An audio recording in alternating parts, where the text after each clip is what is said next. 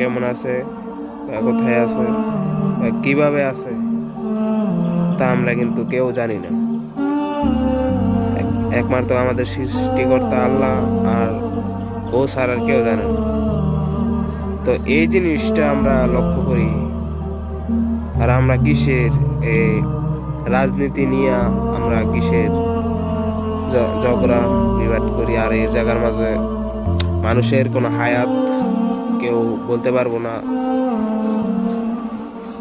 কারণ আমরা পৃথিবীতে আসছি, আর আমাদের মৃত্যু কপালে লেখা আছে, তা আমরা আমাদের স্মরণ করতে।